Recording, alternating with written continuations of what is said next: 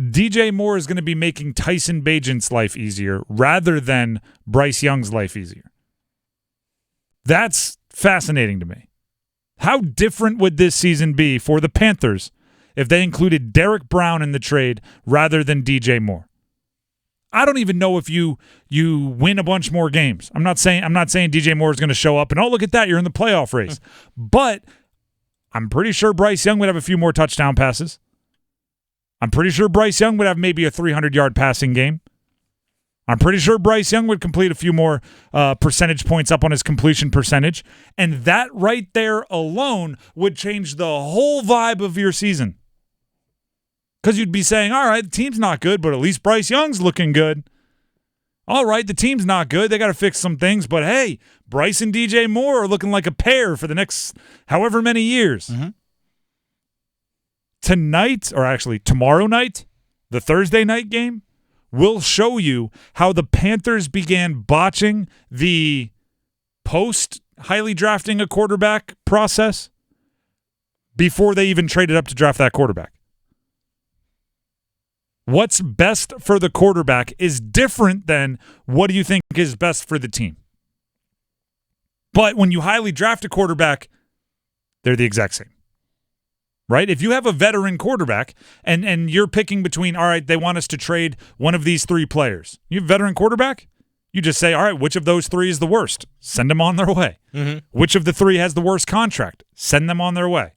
When you have a young quarterback, it's completely different. They want one of these three players. All right, which of these helps our quarterback the least? That's how you have to think. It's not which one's the worst player. It's not which one has the worst contract. It's which one helps our quarterback the least, because young quarterbacks need all hands on deck to look good. The Bears, the reports were, when the trade was made, the Bears looked at the Panthers and said, all right, the picks we agree on, we want one of these three players. Derek Brown, Brian Burns, DJ Moore. I agree in a vacuum. I think DJ Moore is probably the bottom of the three. In a vacuum. In a vacuum, yeah. Especially when you consider he had already signed a bigger contract and the other two guys were still on rookie deals for at least another year. So it's like with cost and everything, fine. I agree. DJ Moore would have been the one to sell. But I know you hadn't drafted your quarterback yet, but you had to know when you were trading up to number one, you were going to take one. DJ Moore mattered more to your eventual quarterback, and that's why he shouldn't have been in the trade. Is Bryce Young better with DJ Moore? Yes. That should have been everything you needed. And I don't care if we traded up and we didn't know which one we were going to take. Is C.J. Stroud better on the Panthers with DJ Moore? Yes. Is Anthony Richardson better on the Panthers with DJ Moore? Yes. Will Levis, I could go on and on. I'm not just going to list all the rookie quarterbacks. And the funny part is, the Bears learned the lesson. Right? The Bears have a young quarterback in Justin Fields. Early in his career, he did not have an adequate number one wide receiver. He was trying to make do with Darnell Mooney. No disrespect to Darnell Mooney. He's a very good wide receiver. He's not a number one. So the Bears were aware and went and got him a number one. The Panthers should have been looking at this going, why do you want DJ Moore?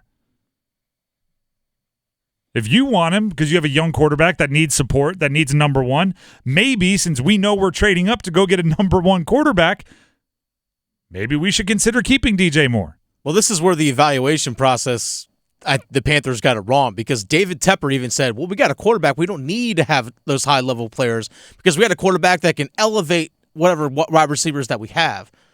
You overestimated what a rookie can do. Do you know what he missed? He missed one word. What? Eventually. Eventually, yes. That's all he missed. Eventually, Bryce Young's not going to need a superstar number one. Eventually, he's going to be able to get it done spreading it out if you develop him properly. Eventually. Right now, no. And by the way, if you go look at C.J. Stroud, and I'm unbelievably impressed with C.J. Stroud. This past week was nuts, right? He had Tank Dell going crazy, Nico Collins going crazy, Noah Brown going crazy, he Dalton Schultz going crazy. When you throw 470 yards, there's plenty of yards to go around. Mm-hmm. But guess what? Occasionally, He just looks to Nico Collins and says, make a play. Now, I didn't think Nico Collins was a number one wide receiver, but he's made enough plays that C.J. Stroud trusts him like a number one wide receiver. And you see Bryce Young trying to do that with Adam Thielen. And Adam Thielen has mostly lived up to it. The problem is he lives up to it with a 12-yard catch, not a 30-yard catch. Or he lives up to it with a 30-yard catch, not a 60-yard catch.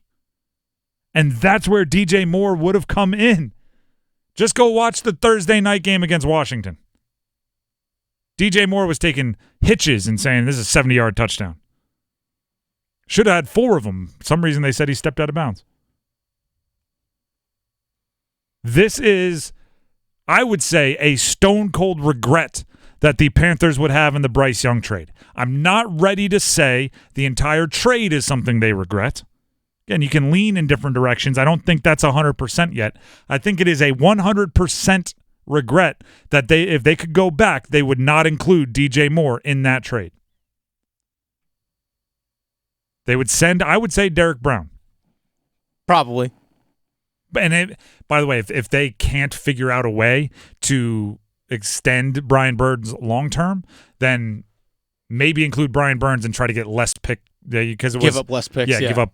Yeah, we want those number 2s back. Yeah, I want my picks back. Well, yeah, because I can see definitely not parting from Burns because he plays a premium position and he's such a young player. And if we're just being like, if we operate with a young quarterback the way I believe you should operate with a young quarterback, and every question you have, you're answering with a question of your own, which is what's best for the young quarterback.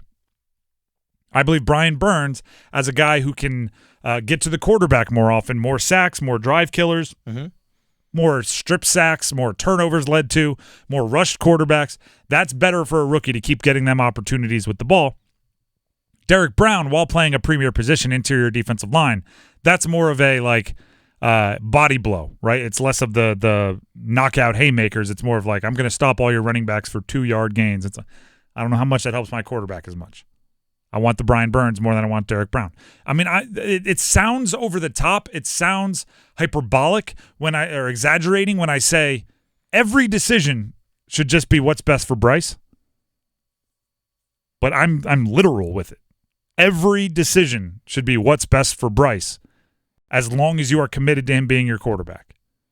And then once you jump off that train, if you jump off that train, both feet off, don't look back.